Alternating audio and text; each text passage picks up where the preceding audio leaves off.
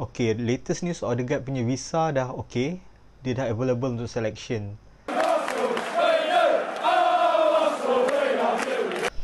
Okay, aku minta maaf banyak. Patutnya dalam video yang lepas aku promise untuk buat satu video post match review Arsenal lawan Chelsea, tapi disebabkan hari Ahad tu aku ambil vaksin, hari Senin tu terus aku flat. Bukan flat sebab Arsenal kalah, tapi flat sebab vaksin tu lah aku rasa. So nak cerita balik pasal game tu, aku rasa dah agak basi lah, walaupun luka tu masih bernanah lagi.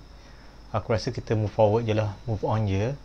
Okay, untuk Khamis pagi ni kita akan main third game kita of the season. Tapi untuk tournament EFL Cup atau yang biasa kita panggil League Cup lah. League Cup ni dimainkan kalah mati. Cuma semi-final je main secara home and away. Final main dekat Wembley. Walaupun hadiah untuk League Cup ni agak sikit, £100,000 je untuk pemenang League Cup ni, yang aku rasa lagi sikit daripada gaji seminggu player-player yang ada. Tournament ni aku rasa agak penting lah untuk tim-tim yang, especially untuk Arsenal lah, yang aku rasa struggle untuk dapat tempat nombor 1 sampai 7 dalam Liga. Season ni pun aku rasa agak struggle. So aku rasa ni antara tournament yang kita boleh fokus dengan harapan untuk dapat tiket untuk ke Europe punya tournament untuk next season lah. Okay, untuk EFL Cup ni Arsenal pernah menang 2 kali, tahun 86 dengan tahun 92. Lepas tu run up sebanyak 6 kali. So last kali Arsenal kalah tahun 2017-2018 kat final, kita kalah dengan Manchester City 3-0. So aku rasa untuk game ni kita perlu menang. Lepas 2 game awal dalam league kita kalah 2 kali. Walaupun kau rasa kalau kita menang ni, orang cakap alah menang main lawan West Brom daripada Championship, boleh lah untuk FL punya tournament. Tapi aku rasa kalau kita kalah, kita lagi teruk lah aku rasa.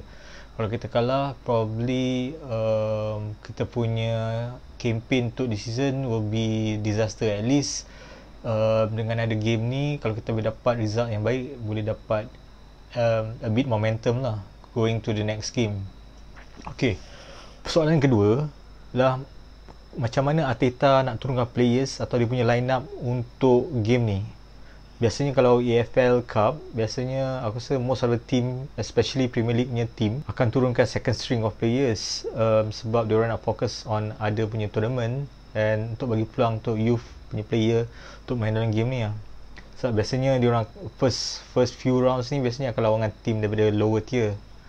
Tapi aku rasa untuk game ni kita perlu turunkan reasonable punya squad yang baik untuk dapatkan first kemenangan kita untuk season ni. Tapi kita dalam pada masa tu kita kena ingat juga next game kita lawan Manchester City. So bagi aku, nak tak nak, walaupun kita ada banyak player injured, banyak juga player tak available untuk game, aku rasa kita perlu feelkan kita punya best player dan menang game ni. Untuk aku rasa untuk kembalikan moral player, momentum, dan aku rasa kena kuatkan lagi balik sokongan fan kepada tim. So mana tahu kita dapat menang cup ni, boleh qualify untuk Europe. Sebab aku percaya season ni kita struggle lah untuk dapat places dalam Europe tournament untuk next season.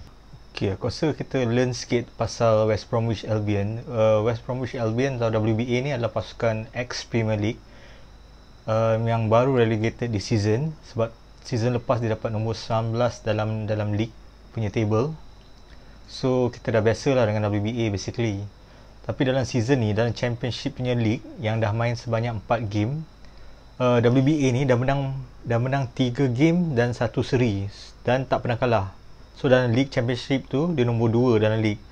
So aku rasa kita kena cautious. Walaupun main dengan team daripada lower tier, slightly lower tier, tapi team sekarang ni WBA ni tengah on form. Diorang seri dengan Bournemouth 2-2, menang dengan Luton Town 3-2, menang dengan Sheffield United 4-0. Last week menang dengan Blackburn 2-1. So far kalau kita tengok WBA ni, player dia quite average lah. Probably dia punya strength tu ialah dia work as a team. So far player WBA yang paling best pun dalam this season ialah Callum Robinson yang dah score 3 gol dan 1 assist. Callum Robinson ni actually ialah produk daripada Aston Villa. Yang career dia so-so je lah, sebab lepas tu dia banyak loan out, banyak main lower league, then last season main dengan WBA pun dapat skor cuma 8 gol je. Dah tu dia player yang tak tinggi dia lebih kurang 178 cm, tapi dia ada pace.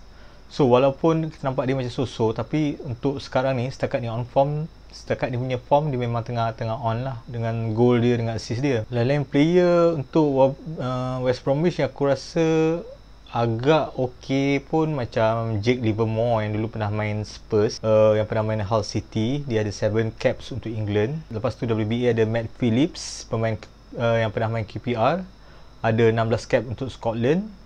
Dengan, kalau korang ingat, WBA ada 2 ex Arsenal player yang pernah main dengan Arsenal dulu lah.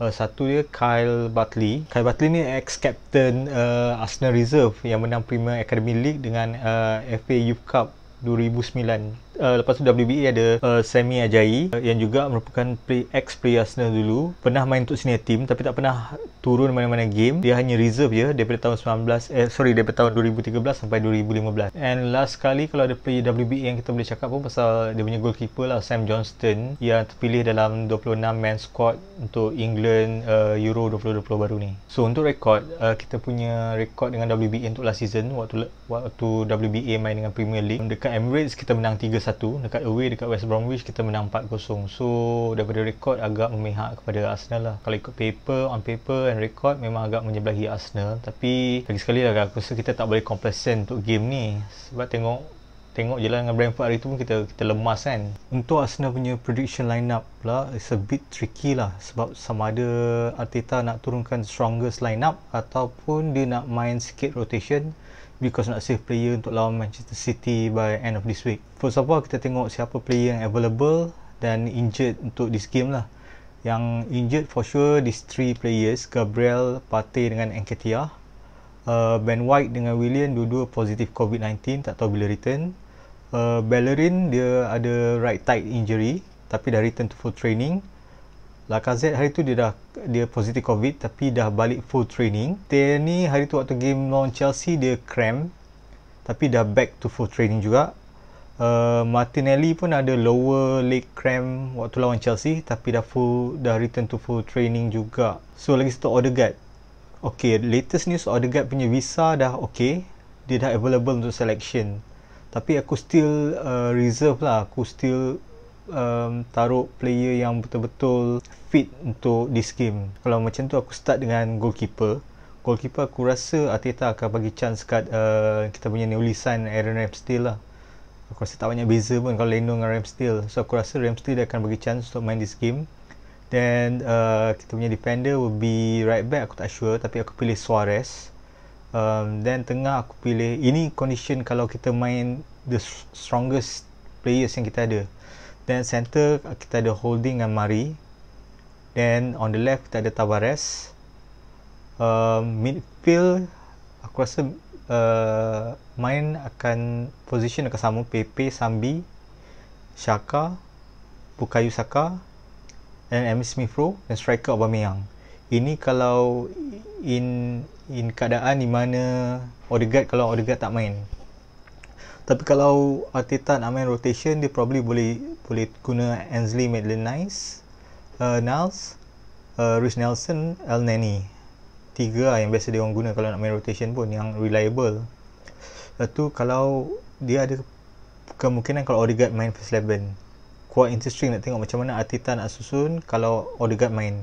Probably kita pakai satu defensive midfielder je, probably Granit Xhaka atau Sambi akan main, then Odegaard akan partner dengan Emil Smith Rowe dekat tengah.